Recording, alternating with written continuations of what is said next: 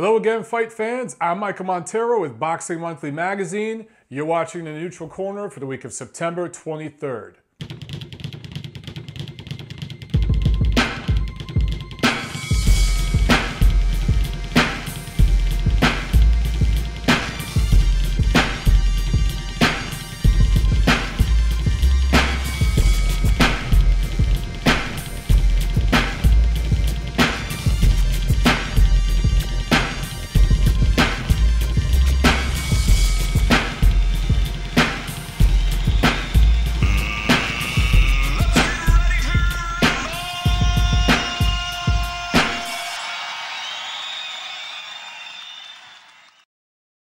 So, you see any good fights lately? Wow, it's been a crazy last 48 hours for me since the ending of the big fight in Las Vegas this past Saturday. And getting back to LA last night, did a couple radio spots. My phone's been ringing off the hook ever since that post-fight press conference. We'll talk more about that later in this episode. Check out some of the swag fight poster. It was a pretty cool thing that they were giving out to some of the media peeps. And I got my Hennessy, my Canelo Alvarez Hennessy cap. Speaking of swag, Montero Unboxing shirts have been printed. This is a girl one right here. You see it's a little more fitted, right? We got the girl version here. So ladies, if you want to order one, we'll have them available. But guys, we have them available. I think for the ladies, we have smalls, medium, and large. And for the guys, anywhere from medium to XXL. More to come on that. I'm going to do a video this week that'll have all the details of how you can order some. We're doing like a pre-sale right now. And we're going to see how that goes before we get to maybe putting them on a site or something like that. But right now we just have a pre-sale thing coming up. More about that later this week. Real quick, I want to give a shout out to two new Patreon supporters, Marcus Russell and Daniel Kim. Thank you so much, both of you guys. If you haven't checked out my Patreon page, everybody go to it, patreon.com/MonteroOnBoxing.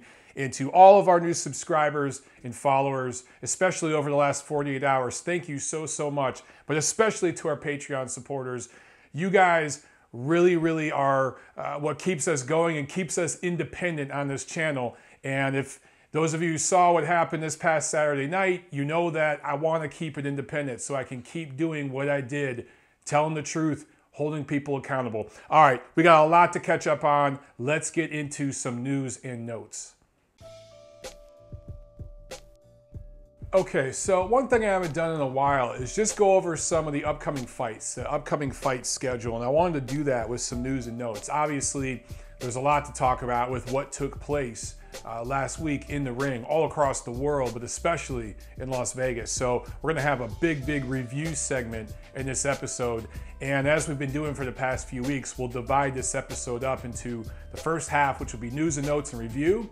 And then the second half, which will be later in the week, which will have the preview of the fights coming up this weekend. So guys, we have a loaded schedule for the rest of the year. I mean, a lot of people are thinking, oh, after September it dies off, but really October's loaded too.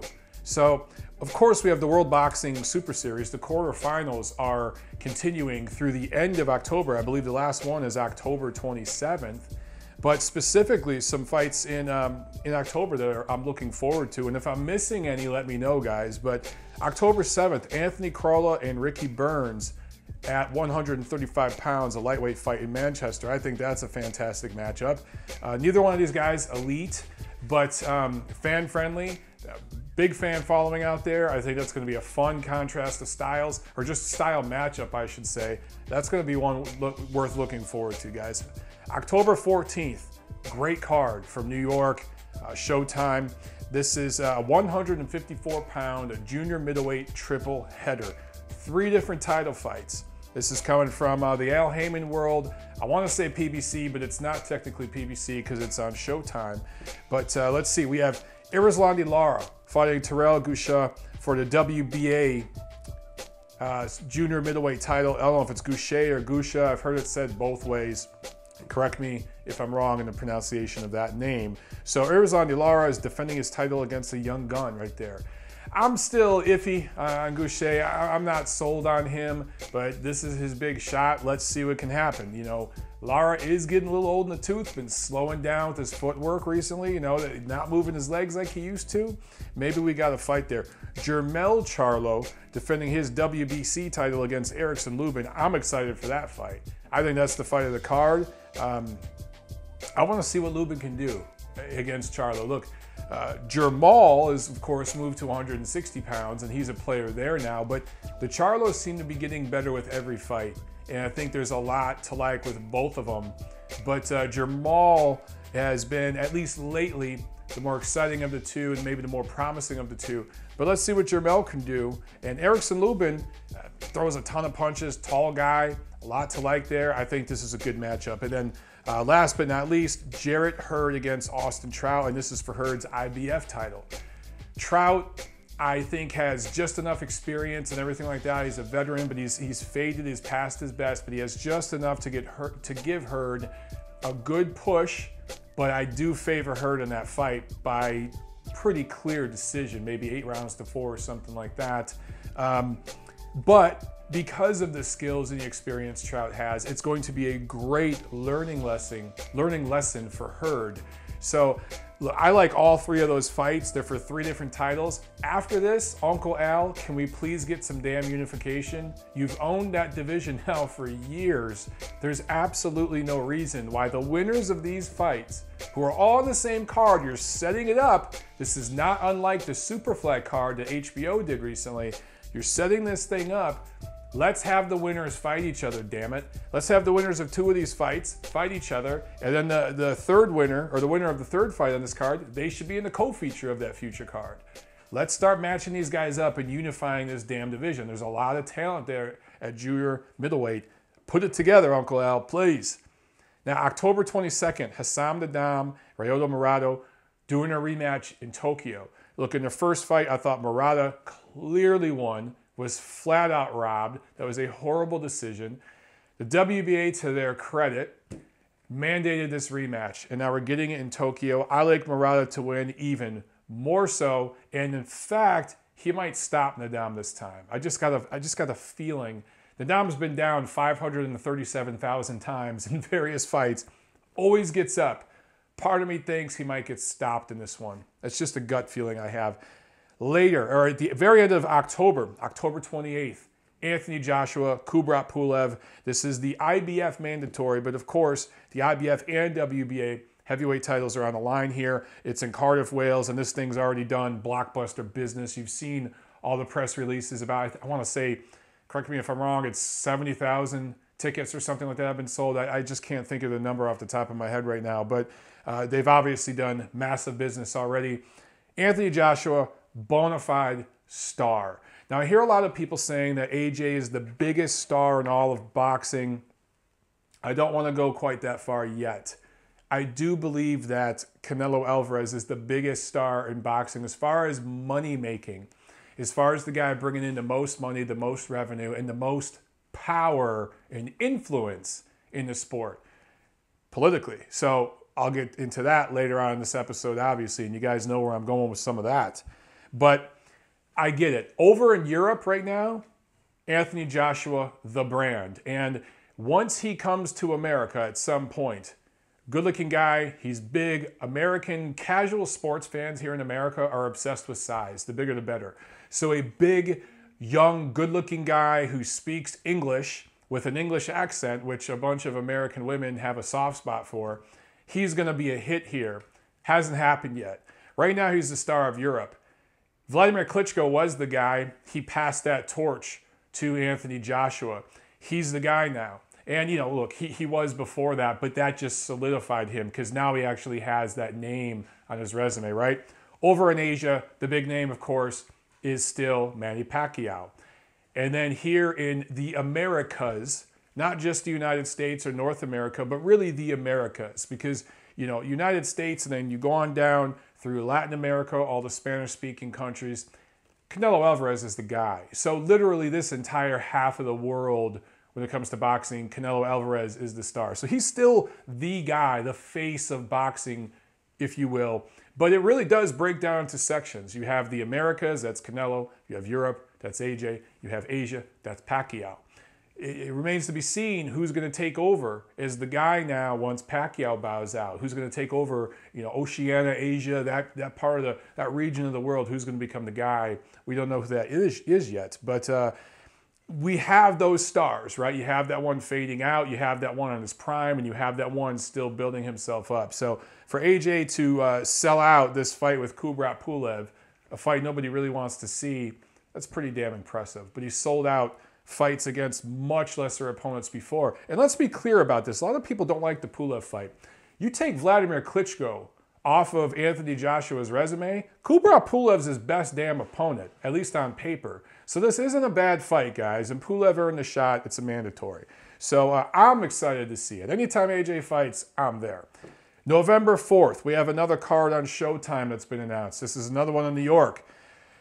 Uncle Al loves taking these cards to Barclays.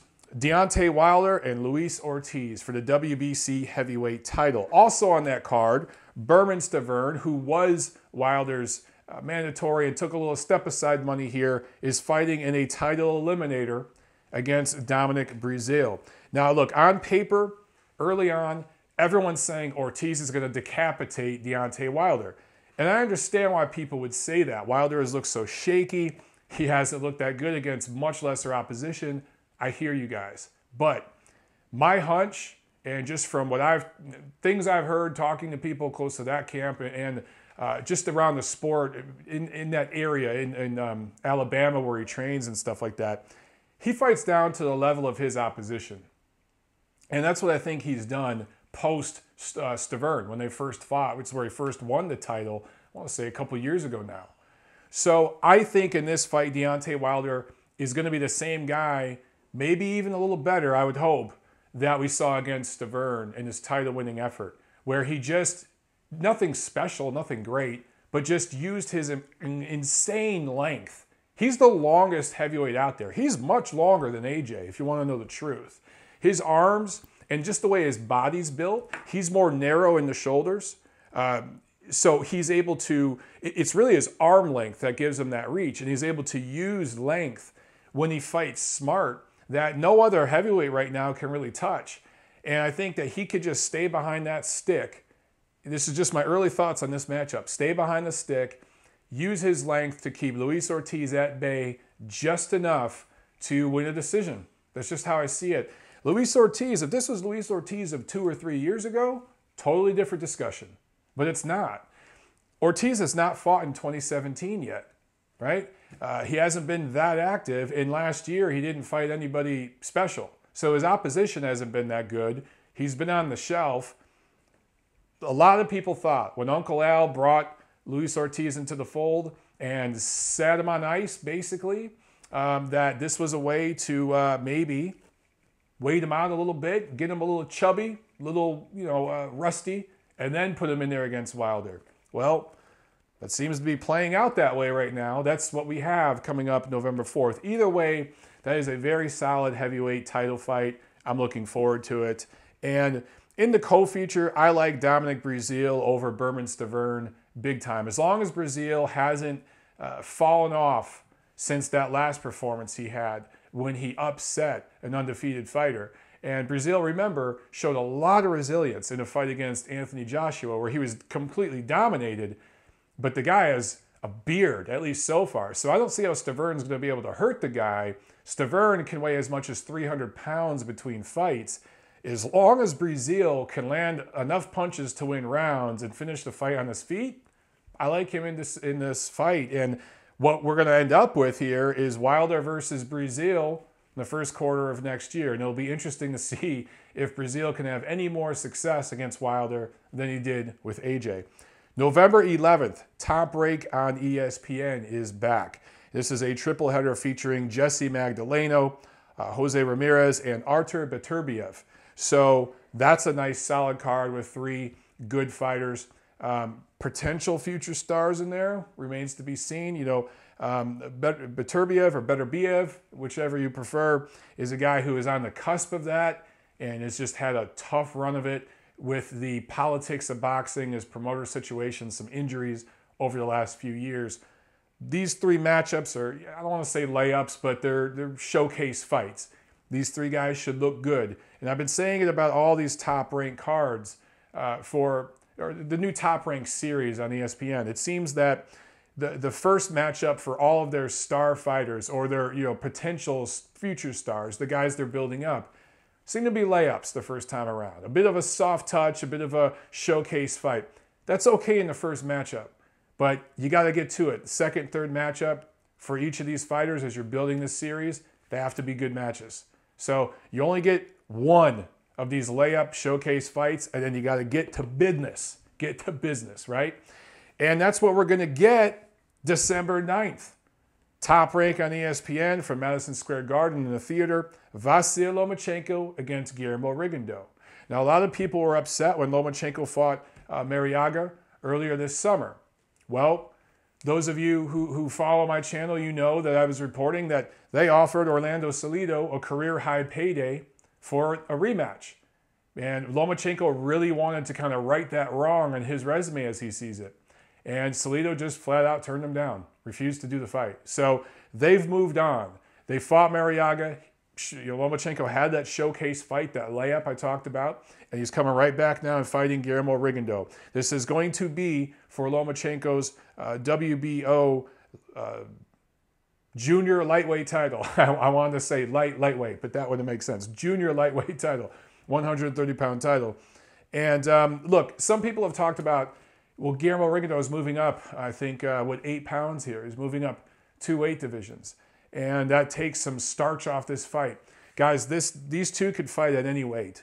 This is a fight that really has nothing to do with weight. The way these two guys fight, with their pedigree, their background, and their styles, this is a fight that is about skills, not weight. There are many, many fights, including what we saw in Vegas last week, where weight does play a factor. But this particular matchup, I don't care if they fought at 126, 130, or some sort of catch weight. It really wouldn't make a difference. I don't think the extra pounds really help Lomachenko in any way. I think the fact that he, at least on paper, appears to be a little fresher, the younger guy, that's going to probably be a factor. But this comes down to skills. And the fact that Lomachenko could probably make 126 pounds right now if he tried. He really only fights at 130 because the entire featherweight division's ducking him.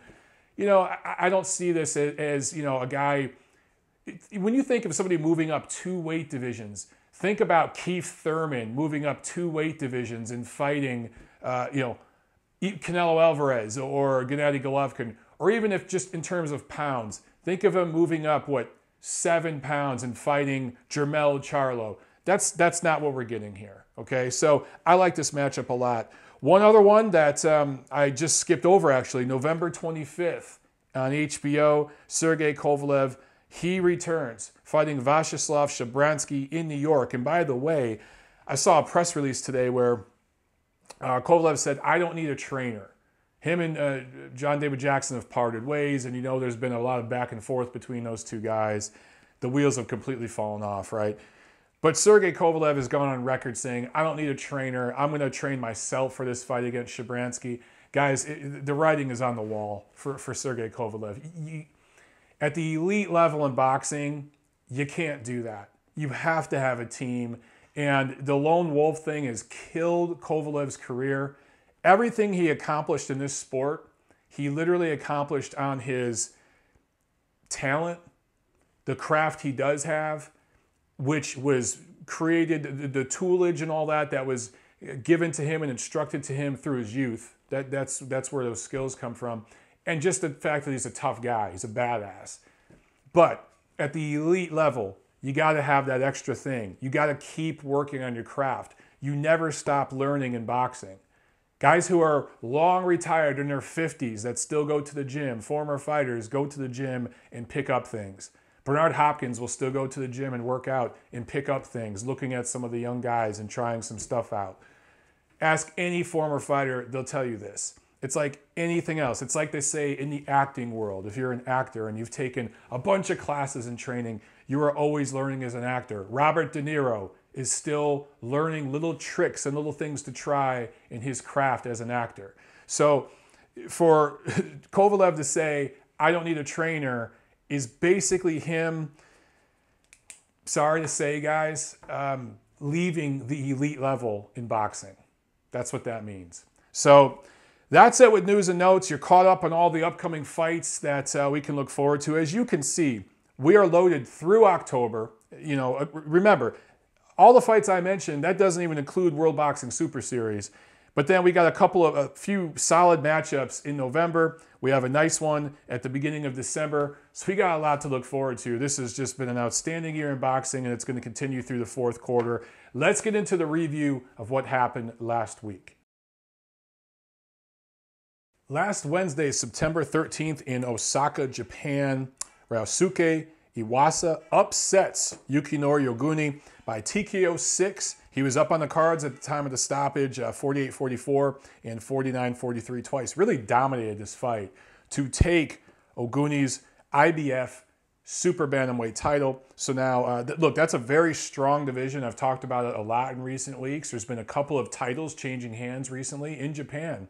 So the Japanese have really owned that division for a while, and there's a lot of titles that have changed hands. There's kind of a shakeup at the top of that division. It's wide open. There's a lot of talent. We got to see these guys start to unify titles. But Iwasa pretty much has put the boxing world on notice. He's a player in that division. Also on that card, Kosei Tanaka improves to 10-0 with 6 knockouts with a TKO 9 win over Paulung Paul CP Freshmart. I love these Thai nicknames. The Thai nicknames are awesome. And Freshmart just has they have several boxers using that name. So Freshmart must be a big deal over there, a big sponsor. But Tanaka has the WBO 108-pound title. That's junior flyweight. And he actually was dropped in this fight. He had to get up off the canvas to win it. But Tanaka is one of the top fighters in that division now. Even though he only has 10 pro fights. One of the best fighters in that division already. And as I mentioned about the Japanese, they really own a lot of these lighter weight divisions. And they're really taking over there with some of the real small. When you go bantamweight and under featherweight, really under featherweight, that's where you start to really see the Japanese influence. But when you get to under bantamweight, when you get to flyweight and under, there's just a ton of these Japanese fighters that are coming up. And they're tough. They're always tough and resilient. Again, the problem with these lower weight divisions, not enough unification of the titles. It's hard enough for small fighters to get love on major cards, right? Like the Superfly triple header we saw on HBO a week ago, that was a big deal. That was the first time I can remember super flyweights headlining a major HBO card. Like that was a big deal here in America. And if we want to see more of that, we got to see these guys start to fight each other. And, so again, I just talked about 122 pounds, 108 pounds. Titles changing place in Japan, titles being defended in Japan. You're seeing there's a healthy scene over there, mostly in Tokyo, but you see them in Osaka, Kyoto. We had a fight recently in Kyoto. So these guys just got to start unifying titles and being willing to leave Japan like the monster Inoue Inoue just did to come here to America. We got to see more of that. We got to see more of that. These guys want to make that big time money, that elite level money, and start fighting in these bigger, more global events. On Friday the 15th at the MGM Grand in Las Vegas, Golden Boy Promotions was back on ESPN. And in the main event, Jesus and Rojas scored a 7th round KO over Claudio Marrero. The Puerto Rican Rojas improves to 26-1-2 with 19 knockouts. Wins the interim WBA featherweight title. Marrero was down in the 7th round. So right now, Rojas has the, again, interim WBA title. Leo Santa Cruz has the WBA super title. And Abdamaris has the WBA regular title. So that's the issue or the situation or however you want to call it with the WBA at featherweight. Of course, Leo Santa Cruz and Abdamaris are fighting on the same card, but in separate fights in October. And I didn't talk about that earlier in the show because it really doesn't matter. They should be fighting each other. There should be no reason they're having a tune-up fight before their rematch. It just doesn't make any sense. But at some point, Rojas will be in the mix. Good luck to him coming to America to fight one of those two guys, whether it be Santa Cruz or Mares, for their version of the WBA title. I think that he's going to be outgunned. On this card, Rashidi Ellis, undefeated prospect, was supposed to be on, but his fight was canceled. 130-pound prospect Ryan Garcia improved to 11-0 with a TKO 1 win. You know, I like Garcia. He's exciting. He gets knockouts. Fun to watch. But he's only gone past 2 rounds once. I think he had a 4-round fight that went the distance early on when he first went pro. It's time to step him up in opposition a little bit. I think he's ready. Okay, Saturday. Ton of boxing all around the world. All over the world, okay? So let's start in Cebu City, Philippines, where Melindo improves to 37-2 with 13 knockouts with a split decision win over Heki Butler of South Africa. He retains his IBF 108-pound title. He dropped Butler in the 12th round, and he wins by the scores of 117-111, 115-112, 113. And there was a descending score for Butler. That was 113-115 Butler's way, right? So split decision win. I thought the 117-111 score for Melindo, a little too wide. That wasn't the fight that took place, but not the worst scorecard we saw on the weekend, right? Also on that card, Jonas Sultan upsets John Rael Casimero with the decision win. Scores were 117-111, 116-112, 115-113. So, good action in those 2 fights there in the Philippines. We got an upset special. That's always fun. Also, you know, I didn't even really notice this until somebody brought it to my attention, but in Kiev, Ukraine, Viktor Postol, remember him? His return since losing to Terence Crawford in a 140-pound fight. He came back, I think, in what was a welterweight fight, and barely won a decision against an Uzbekistan fighter over 10 rounds. He was actually dropped in the 5th round. So shaky return for Viktor Postol. I don't know what is next for him, but man, I guess it was just shaking out the rust there, but he barely scraped by in that win from what I'm hearing. Have not seen it, but that's what I'm hearing. Okay, we had some action over in England. In Liverpool, World Boxing Super Series, Super Middleweight Tournament, quarterfinals. Callum Smith improves to 23-0 with 17 knockouts with the unanimous decision over Erik Skoglund, who now falls to 26-1 with 12 knockouts. He suffered his first loss as a pro.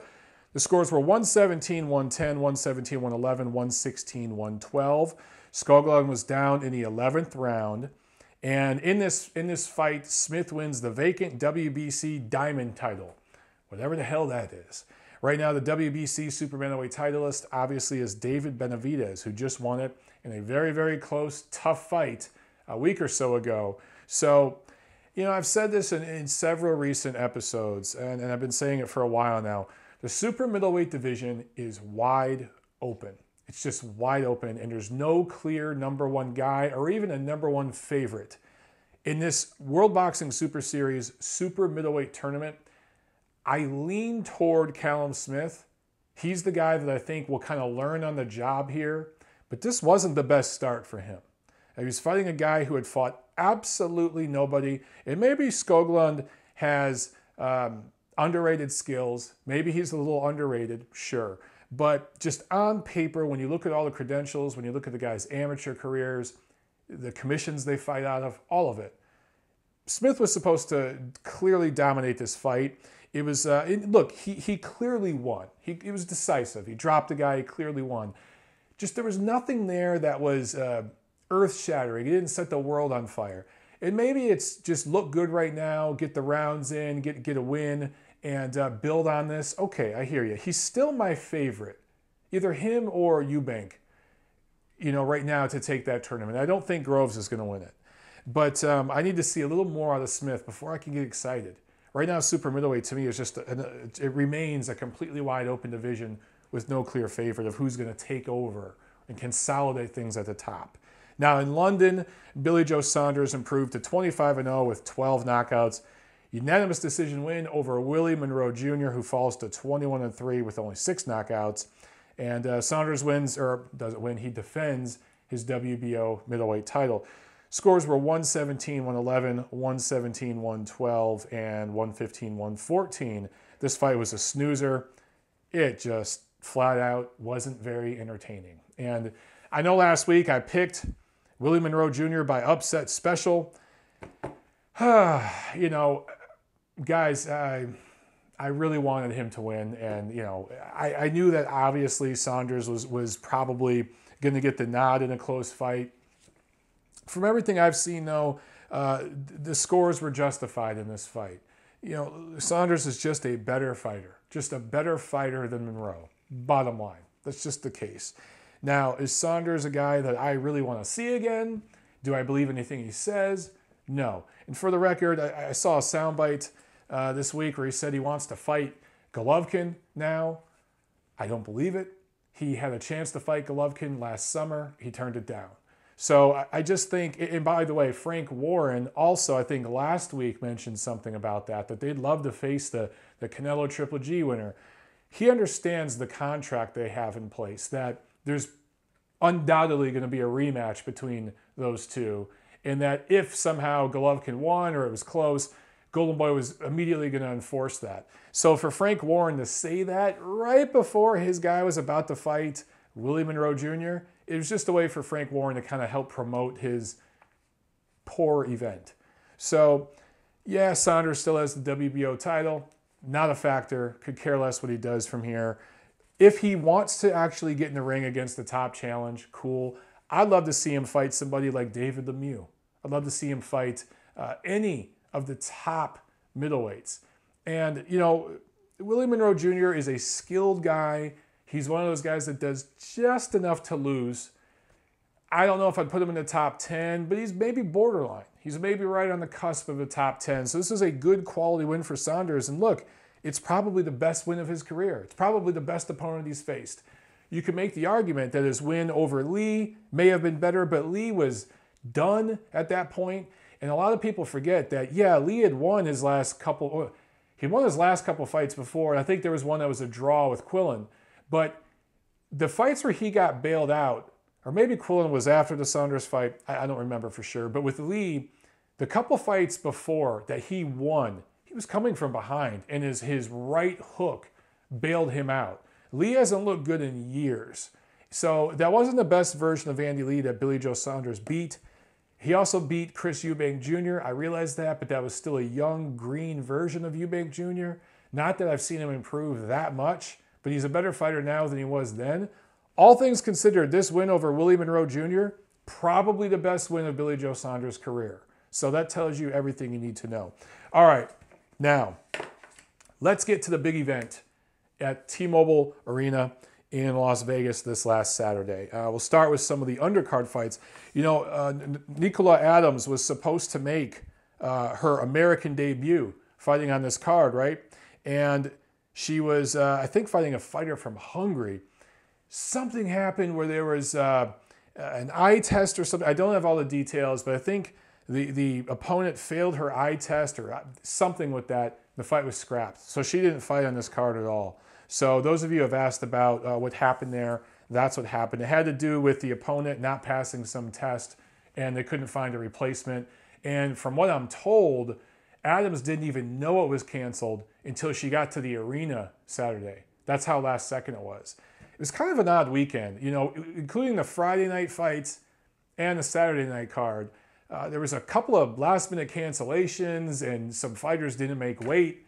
It's just kind of haphazard. I don't know. But all in all, it was a very well-run event, you know, Friday and Saturday, because that was pretty much all part of the same event. There was just some weird mishaps with the fighters, with some of the fighters. And sometimes that happens. That's just part of the sport. Okay, so pay-per-view undercard. Ryan, blue chip prospect, improves to 20-0 with 11 knockouts with a split decision win over Mexican Francisco Rojo. The scores were 95-94, 96-93, and Judge Richard Ocasio scored it 98-91 for Rojo. Now, I don't quite agree with that scorecard, but I do agree that this was a very, very close fight, and Martin did not look very good. He was deducted a point in round 9 for low blows. This was Rojo's first fight outside of Mexico. And I remember seeing these guys at the weigh-in. Martin looked like a physical specimen. Not an ounce of fat on him. Looks beautiful when he gets up on the scale. Looks the part. Rojo gets up on the scale and he's pudgy. He's got a little beer gut. He's a lot shorter. I think the height difference was 4 or 5 inches between these two. And you're just seeing knockout written all over it, right, when you're seeing the weigh-in. Then they get in the ring and they fight the damn fight. And Rojo took it to him. He was landing shots. Martin's eyes were a little swollen. I thought he ate way too many punches. And one thing I noticed about Martin, he's got crazy length. He's got long arms. But he bunches up his arms, his punches. He takes the length off. And it's something that just me and my limited training I've had and stuff that I work on with my coaches, they're always, trying to pound into my brain is use your length if you got long arms. So Martin, a lot of his punches, instead of being here, right, they were here. So he was just in too close. And, as a guy with that kind of height, you'd think that his coaches tried to beat that into him. Use that damn height. Stay on the outside and throw straight punches. But he just doesn't. So he does not quite live up to the moniker of blue chip, at least not at this point. I don't want to say suspect. He's still a prospect worth keeping an eye on because you can always improve and work on some of these things. But right now, I'm just not seeing anything special out of Ryan Martin. Now, in the next fight, Diego De La Hoya keeps his undefeated record, improves to 20-0 with 9 knockouts with a unanimous decision win over Randy Caballero. And I felt that he clearly, I don't want to say dominated, you could maybe use that word. It wasn't a whitewash, but he controlled this fight. Let's use that word. He controlled this fight. The scores were 100-90 and 98-92 twice. I think the 98-92 score was cool. You could maybe even go 97-93, maybe. So De La Hoya is now 4-0 in 2017. And his fights this year have taken place in New York, Arizona, Nevada, and Argentina. The combined record of his opponents, 71-21-2. And let's remember, Caballero, the best, most experienced opponent he's faced, is a former bantamweight titleist. Now, this fight was at 122, I believe. Yes, it was at 122. But Caballero had a bantamweight title a few years ago. So all that being said, Diego De La Hoya is no longer a prospect. He is the real deal. He is a contender. He is a player at 122 pounds. And I've talked about that division in this episode. I've talked about it in recent weeks with all the shakeups we're seeing, all these titles changing hands. De La Hoya has been willing to travel on the road. He already went to Argentina earlier this year, as I mentioned. Don't be surprised if we see this kid go out to Japan, maybe not this year, early next year, and fight for a title out there. And you know what? He's ready. He doesn't really have world-class power. That's going to limit him in certain ways, but he has a lot of skills and he has tenacity. He has real tenacity. He's just a natural fighter. I really like what I saw from him against Caballero. So, for me, that was the performance of the undercard, was Diego De La Hoya. In the co-main, Joseph Diaz Jr. improves to 25-0 with 13 knockouts with a unanimous decision win over late replacement Rafael Rivera. The scores were 120, 108, 119, 109 twice. This was a WBC featherweight title eliminator. Gary Russell Jr.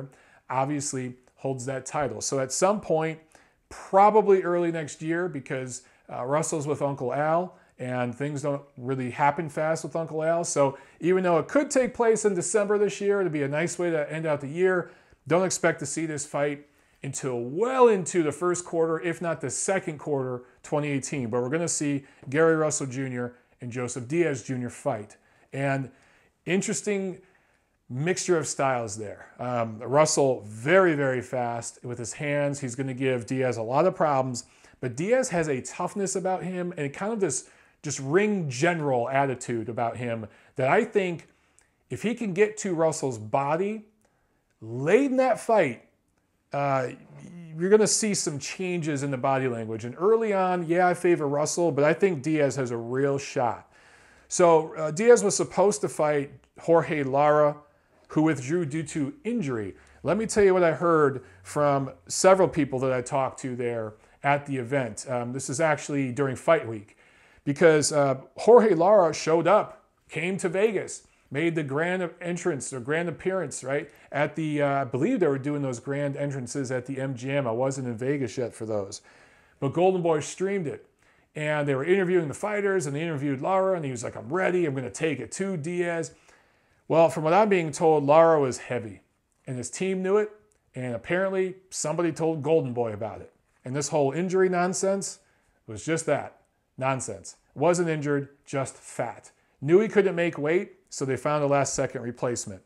It is what it is. You know, these things happen in boxing. So let's get to this main event, huh? Where Canelo Alvarez and Gennady G.G. Golovkin fight to a draw. The scores, and you guys have all heard these damn scores. I got the scorecard right here. You've all heard the scores, but I'll go ahead and repeat them. Dave Moretti, 115, 113 for Golovkin. And you guys will remember, I was nervous about Dave Moretti. Turns out he had the best scorecard of the night. Crazy. It's just, you think you've seen everything. And Don Trella, who I thought would have the best scorecard of the night, who I trusted the most out of these three judges, had it a draw. What's crazy about his scorecard, and this has kind of been lost in the shuffle because of the other scorecard, he scored the 7th round for Canelo Alvarez. The other two judges scored a 7th round for Golovkin. Pretty much anybody on planet Earth scored that round for Gennady Golovkin. How Don Trella could mix that up, mess that up, I just don't understand. I don't know what he was seeing. His scorecard overall, 114, 114, not terrible. I don't agree with it, but not a terrible card. I can live with it. But if you literally change that one round, and you flip that around and score it the way it should have been scored, all of a sudden this becomes a majority decision win for Gennady Golovkin. And he would have walked away with it, and it pretty much would have matched my prediction in my breakdown video. I told you guys he was going to win a close, possibly controversial decision, maybe a split decision. But if Don Trella just fixed that screw up in the 7th round, I would have been 100% right. So screw you, Don Trella. But of course, the score everyone's talking about, the one that stole the show, unfortunately, Adalaide Byrd, 118 to 110 for Canelo Alvarez. In other words, she found only 2 rounds, one of which was the 7th round, coincidentally enough, only gave 2 rounds to Triple G, which is just a disgusting, pathetic scorecard. But believe it or not, I've seen some people on Twitter and YouTube, and some people calling into some boxing podcasts and stuff, actually defending that scorecard. Yeah, believe it or not. So, okay, a whole lot to talk about here. I have notes all over the place.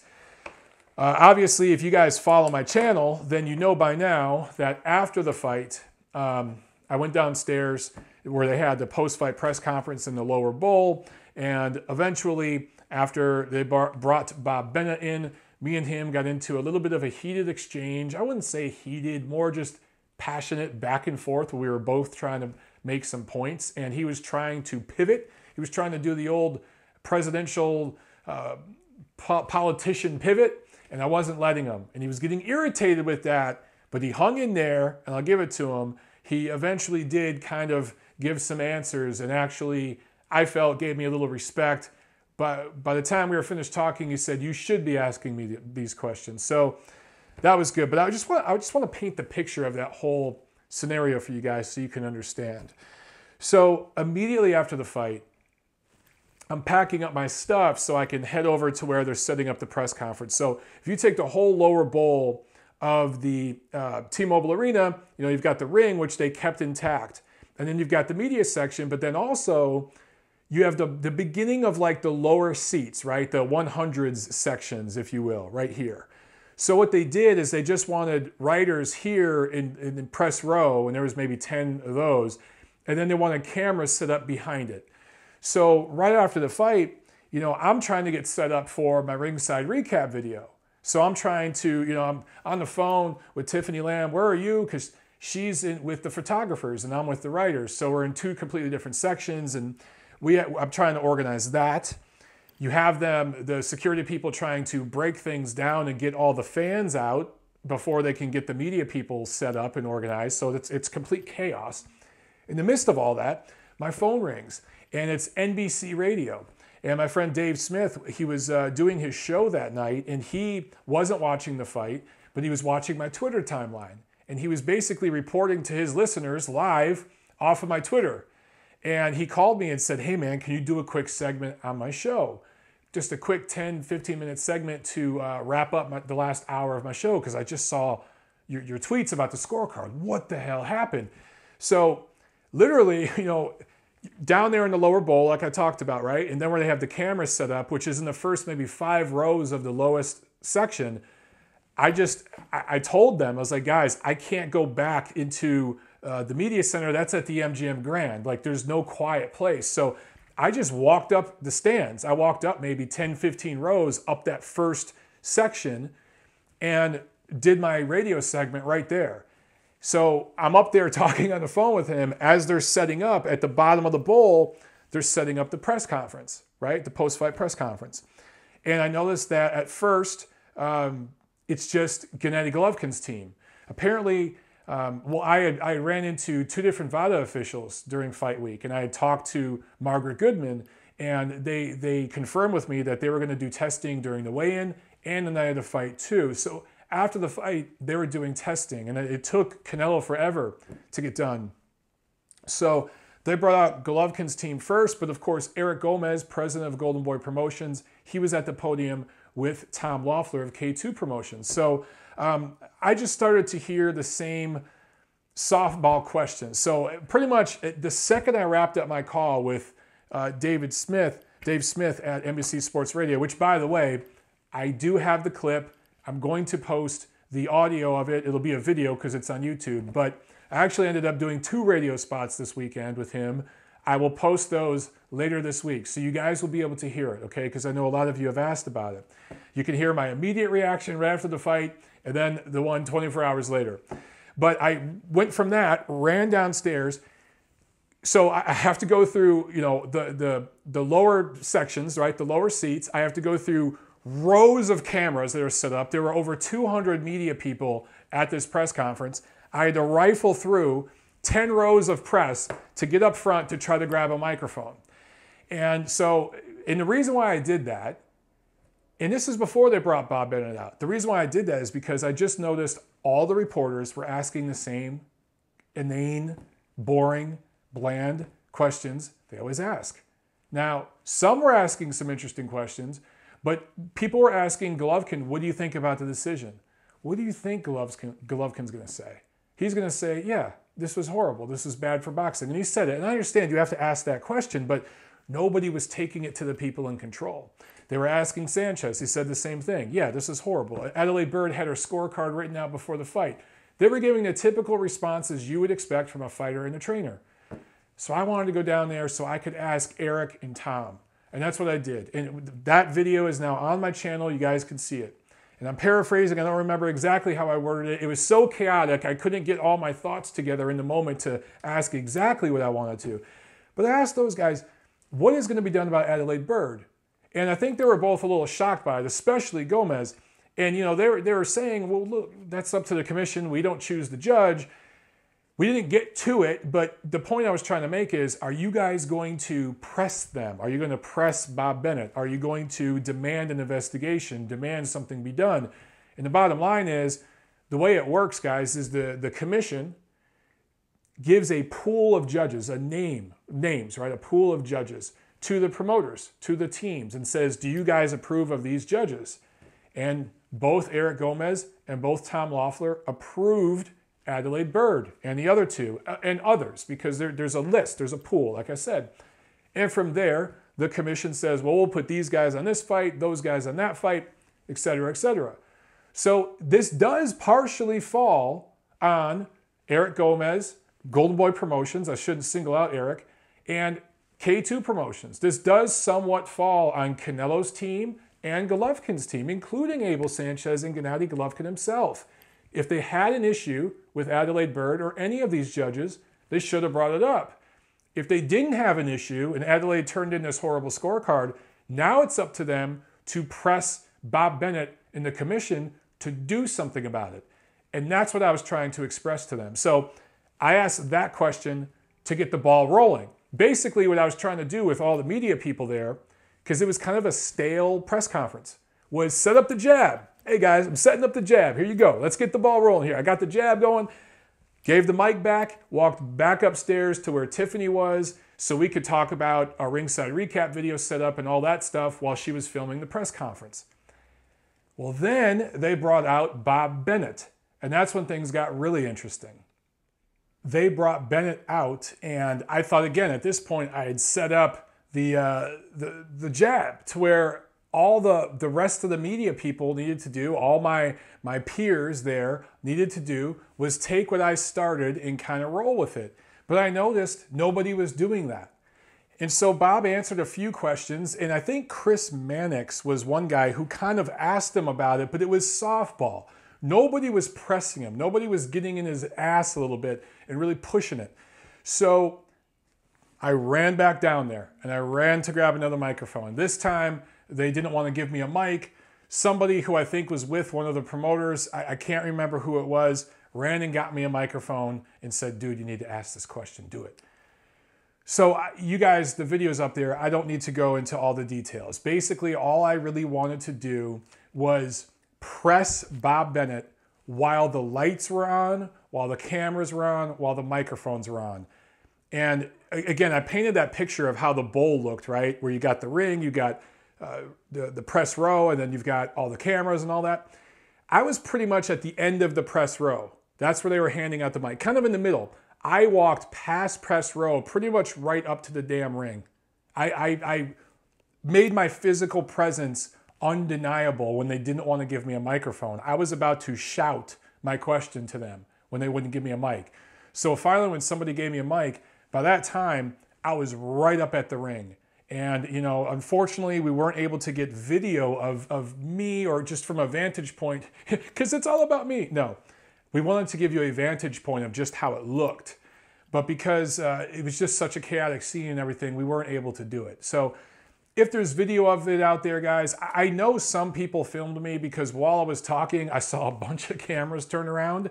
It was probably the international media people because that's who was right up front because all those people had to plug into HBO's feed to do their international broadcast.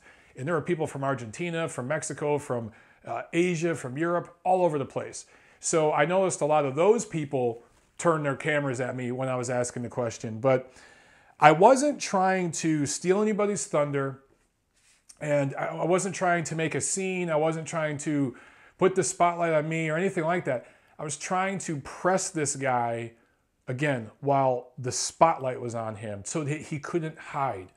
And I've been told that while I was upstairs on the phone doing my radio segment, that before the press conference started, before the mics were turned on, Bob Bennett was walking around down there, and there were some media members who pulled him aside and said, dude, what are you going to do about this? That's what I've been told. I didn't see it, but I've been told that from people that I trust, that are good journalists who've been in this thing for 20 plus years. And I'm being told that Chris Mannix is one of the people. He does a podcast formerly of Sports Illustrated. He usually does a really, really good job. And there are several others. I can't name them all off the top of my head, but I'm being told they did do that. They asked him, my beef, not beef, my issue is they weren't doing it when everyone else could hear it and everyone else could see it. So that's what I wanted to do. That was the point of my back and forth with Bennett is, you know, when I saw, okay, the cameras are on, the guy's on stage, everyone's looking at him, there's hundreds of cameras recording this, there's going to be tons of videos on YouTube. Somebody go with it. I set it up, guys. Go with it. I softened everyone up. I took the hit at first. Now you're just rolling with what I started. Go with it. You know, you won't take the hit. I will. Nobody did. That's why I went down there and did what I did. So the past 48 hours after that have been kind of a whirlwind. I've been getting a lot of attention, most of it positive, some of it negative, some people saying some crappy things about me, like I was being an opportunist and all this kind of stuff. You know what? Blow me. Those of you who follow my work, you know what it was about. You know what I was trying to get accomplished. I think I did because Bob Bennett's already been on record saying he's going to make Adalaide Byrd take a break. I don't think that's quite good enough. We need to do more. But he had to give some kind of response because the issue was pushed he was pressed when everyone was watching. It wasn't some like off the record, off the microphone, little chat between a few establishment network media guys and Bob Bennett. No, this was in everyone's face. So that's what I wanted to accomplish here. Those of you who know me, you know that's what I was trying to do. Those of you who are new to the channel, and we got over 1,000 new subscribers in the last day. Thank you for being here. I hope you enjoy what I'm trying to do. I do it from an independent point of view. I'm always pissing somebody off because I speak my mind. At some point, new subscribers to the channel, just be warned. I'm going to piss you off because I'm going to talk about a fighter you like or a trainer or a promoter or whatever who you like, and I'm going to say it in a critical way. So that's what I'm going to do. I tell the truth the way I see it. Now, unfortunately, this whole thing has become the story of this fight. And I want to put it to bed. I want to move forward and get back to just talking about the fight itself. But one last little thing I wanted to talk about. There are a lot of channels that posted videos of the post-fight press conference and said things like heated reporter, angry reporter, just reporter, reams Bob Bennett, or challenges the Nevada State Athletic Commission. I've seen several of them, right? And I've tweeted, my displeasure with that, because it's one thing if you recorded the entire press conference, which I think was like an hour, and you just posted that video. My question was part of it. Everyone's question was part of it. You're not quoting all the journalists who were there. Of course not. But there are several channels. I'm not singling out one. There are several channels that literally took just that 3.5 minute or so back and forth between me and Bob Bennett, the director of the Nevada State Athletic Commission, and posted that video. So literally, you're taking my question, my interaction with this person that everyone else was scared to get involved in, and you're posting it as a video for clickbait on your channel, and you're using caps in your headline or to the title of the video to get people to click on it because it's a clickbait type of situation, right? And that's not what I was going for, but that's what you're going for. And a lot of you are doing that, and you're not even dropping my name. Now, I would appreciate if you put my name in the title of your video, since you're using my bite, my little sound bite there, to promote your channel and make money. But if you can't do that, at least drop my name in the description of the damn video.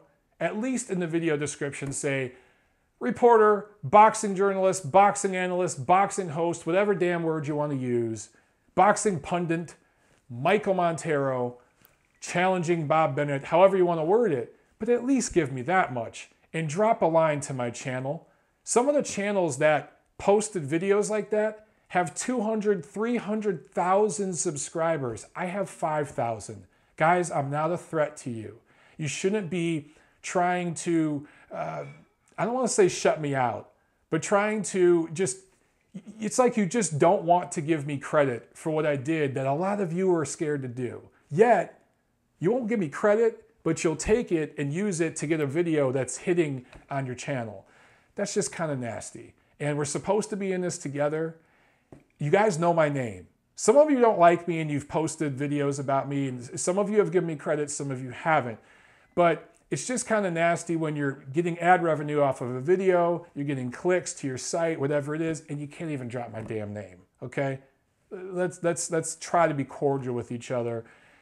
This business is hard enough as it is, and most of you guys out there who are posting these videos, you actually make money off YouTube. You have people sponsoring you. You have people paying per video. You have platforms in this country and other countries that are paying you for these interviews and stuff you do. You don't need the extra damn 10 bucks. But if you got to do it cool, just drop a name for me and plug my channel. Thank you. Okay, moving on. Now, you know what? Okay. I promise I'm going to move on after this. One last note about Adalaide Byrd. Carl Moretti at Top Rank before the fight between Vasyl Lomachenko and Nicholas Walters made it very, very clear he did not want her as a judge in that fight. And Bob Bennett said, no, you know what? She's going to be fine. And she ended up being a judge in that fight. So there have been promoters before who have expressed the fact that they did not want Adalaide Byrd judging their fight. And Bob Bennett, several times during the press conference the other night after Canelo Golovkin, said, the promoters have control. If they don't like the judge, we won't put her on, and we work with the promoters. He was lying. That's just one example, and I can give you several others, of where a promoter clearly, distinctly said, we don't want this person. And Bob Bennett and Nevada State Athletic Commission said, screw you, she's scoring the damn fight. And he's defended her on multiple occasions. Okay. Let's get to the fight, to the actual fight and what took place. I could go on about this thing with Adalaide Byrd forever, and I'll make one final note about it at the end of the show. But the shame in all this, guys, is that we saw a very good middleweight fight Saturday night. Was it a great fight? No. Was it an all-time great fight? Anything like that? No. Was it a top 10 fight of this year? Probably. Probably a top 10 fight of this year. But nothing spectacular that we're going to be talking about 10 years from now. But a very important fight. And I thought that both of the guys in the ring that night lived up to the expectations. We had ebb and flow. We had some back and forth exchanges. We saw some chess being played in there. We saw some adjustments being made. And we saw some real intestinal fortitude from both men. Now, punch numbers. Total punches. Gennady Golovkin throws more, lands more. He throws lands 218 punches out of 703. Alvarez 169 out of 505. Alvarez about 2% more accurate. But when you have a man who's 8 years older, the older guy, throwing 200 more punches, landing about 50 more, what does that tell you? What does that tell you? Now, power punches. Alvarez landed 4 more technically. He lands 114. Golovkin lands 110. So that sounds even. Okay, but let me ask you this. Who hits harder? Whose punches do more damage? Clearly, Golovkin. Golovkin's punches do more damage. So even though the number landed is pretty much even, slightly favors Alvarez, in terms of the impact those punches had, you got to give the edge to Golovkin. Jabs, not even close. Alvarez lands 55 jabs, and Golovkin lands 108. So Golovkin dominates the jab category. Doesn't just win it, he dominates the jab category. And he's at least even, let's just say even, in the power punching category. So just in terms of clean and effective punching, Golovkin clearly wins that battle. Now, there are different scoring criteria. We could talk about ring generalship, we could talk about defense, effective aggression, and there's a lot of people out there saying Golovkin's aggression wasn't effective. What the hell were you watching? During the first 3 rounds, Canelo kept it on the ropes, but through rounds 4 through 10, he was not able to get out of the center of the ring. I'm sorry. He wanted to keep the fight in the center of the ring, and he did that early on.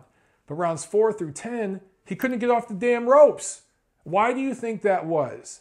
It's because Golovkin's effective aggression and effective punching, mostly effective jabbing, was backing Canelo into the ropes. And that pressure, which is part of ring generalship, that intelligent, effective pressure was gassing Canelo and had him on the ropes trying to take breaks.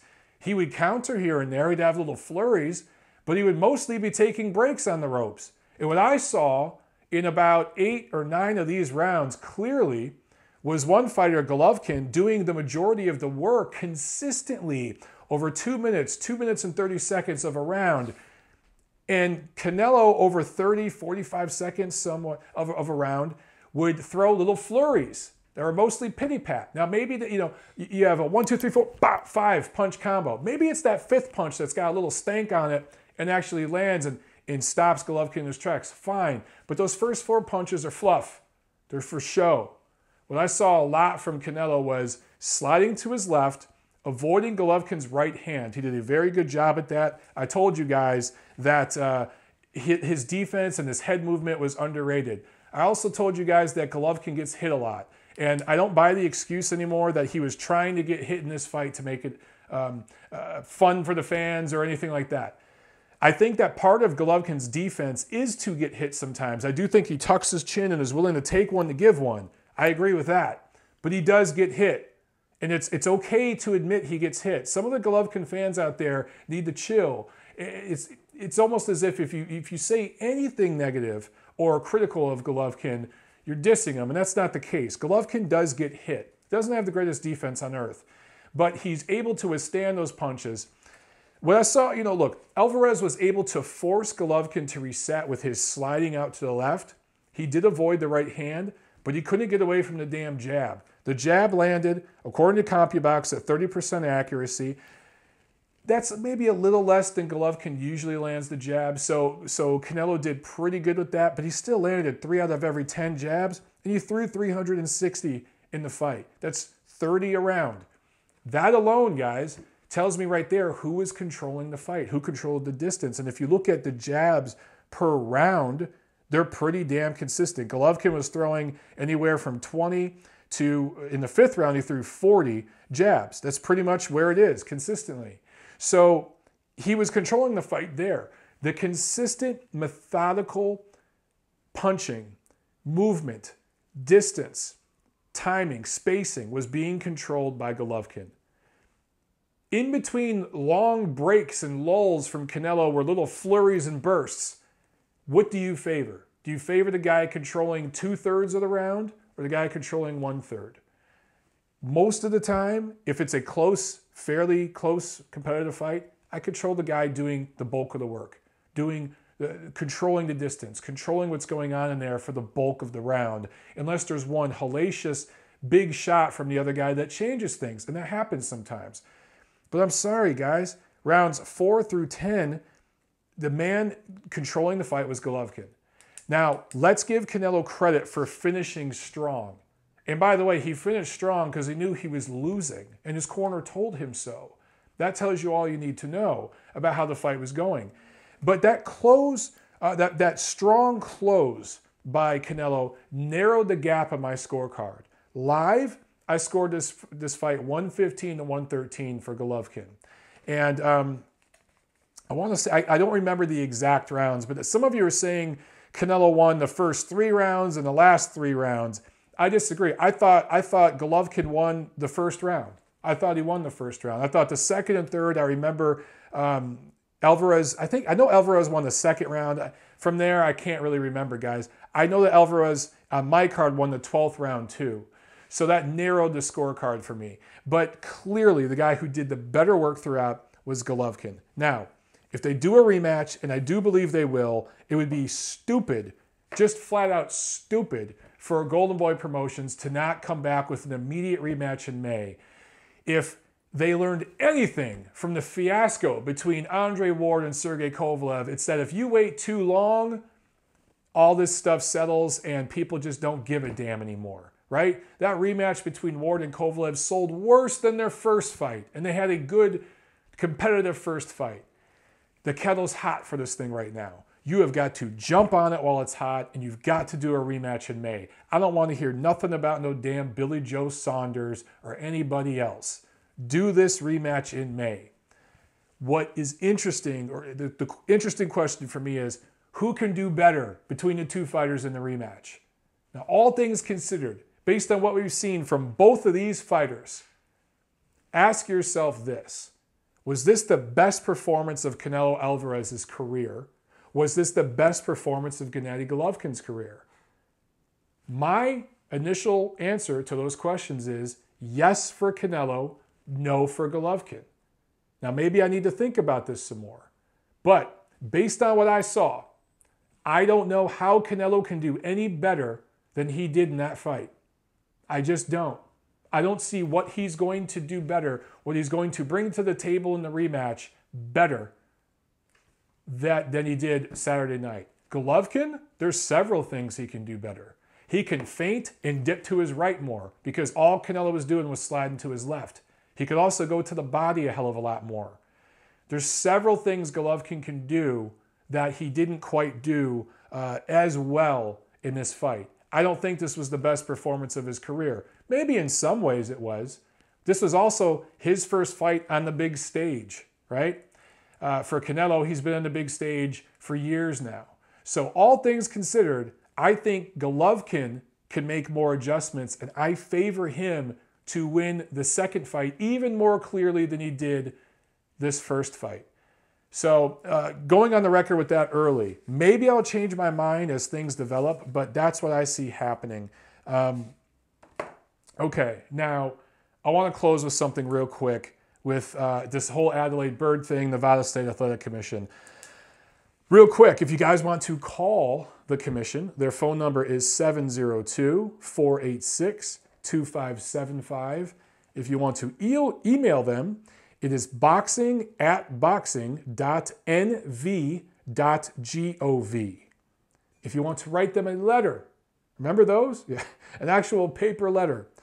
Their address is 3300 West Sahara Avenue, Suite 450, Las Vegas, Nevada, 89102. So now, reaction to this whole thing. And people throwing around the word corruption. And, there's all these conspiracy theories and everything else. There are a lot of you during the week who are suggesting that, there's no drug testing. And like I've gone on the record and I've tried to tell different podcasts and stuff that were talking about this. Guys, there's drug testing. There was drug testing all week while I was there, and it's been going for months. So all the rumors you're hearing about that are ridiculous. The rumors about the weigh-in, that Canelo somehow rigged the weigh-in. Guys, I was standing 10 feet in front of the stage, 10 feet in front of the damn scale. He weighed 160 pounds. Put all the damn conspiracy theories to bed. And when it comes to Adalaide Byrd, corruption. You saw Teddy Atlas's reaction, right? Oh, corruption, blah. He's foaming at the mouth, having facial spasms and shit. He's a lunatic. I don't like to use the word corruption because it implies bribery. Do I think Oscar De La Hoya drove up to Adalaide Byrd's house with an envelope with money in it and gave it to her and said, 10 rounds for Canelo, here? No, that didn't happen. Now, ineptitude, bias, favoritism, sure. Also, for a commission president to allow an inadequate, inept, biased judge to operate with a history of poor scorecards, that is a form of corruption. So corruption in that sense, I can ride with that term. For this woman, who, by the way, her husband is Robert Byrd, right? Who just called the Mayweather-McGregor fight, or reffed it. Can you guys tell I'm tired? I'm sorry for some of the flubs I'm having here. It's been a long 48 hours. I've barely slept because my phone's been ringing off the hook. But he just reffed one of the biggest cards of the year 3 weeks ago, even though that was a circus. And now she's judging one of the biggest fights of the year. These two people are part of the Nevada State Athletic Commission. They're a ref and a judge. They're married. How is this okay? How is this okay? And how many bad calls has Robert Byrd had recently, man? Didn't Robert Byrd was the first Kovalev-Ward fight, and he blew a lot of calls in that damn fight, right? Adalaide Byrd, she just had David Benavidez winning, I think, 8 or 9 rounds in his fight against Ronald Gavril, in a fight that a lot of people thought was a 7-5, 6-6 kind of fight. She had him winning big in that fight, and that was, what, a week or two ago? So both of these Byrds are not new to controversy and poor nights at the office. So for Bob Bennett to defend these people and double down on that and not do anything about it is a form of corruption. So in that sense, I'm cool with that terminology. What can be done about it? I really don't know. But I've given you guys the contact information. You can make the call. Here's the thing though, guys. It's not just on the commission. It's on the promoters. Golden Boy Promotions promoted this event. K2 had a piece of it, but this was a Golden Boy Promotions event. Let them know how you feel about these judges. If you don't want Adalaide Byrd scoring another Golden Boy Promotions event, let them know. Tweet it to them. Email them. Hit them up on their Facebook page, on their YouTube channel. Comment the hell out of them. Troll the hell out of them. Annoy the hell out of them so much that they have to take some action. Because once the promoters get behind, get all on the same team and start challenging Bob Bennett and saying, dude, we're taking our fights out of Nevada until you get rid of that woman, nothing will change. Obviously, Bob Bennett's not going to do anything.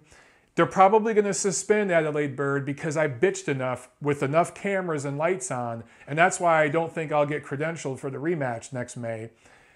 Because of my bitching, and everyone who's been posting these videos and not crediting me in their video descriptions, they're going to probably suspend her for a little while. But in 6 months, she'll be back, guys. She'll be back. So, you know, you've got to make your opinion known. At the end of the day, you guys pay the bills because you guys order the fights. You have to make your presence known. 22,358 was the attendance. So 22,000 people paid to go to that fight. 17,931 bought closed circuit. So combined here, that's about 40,000 folks that travel to Vegas. Flights, gasoline if you're driving, hotel, alcohol, food, tickets to the fight, tickets to closed circuit, whatever it is. And that doesn't count the 1.5 to 2 million people that bought the thing on pay-per-view. Make your damn presence known. Put your mouth where your money is and start reaming these people, okay? If any of you guys are watching this, you have access to Golden Boy Promotions, Twitter, YouTube, Facebook, all of it. If you're seeing this on YouTube, you know where to find these guys. Let them know how you feel.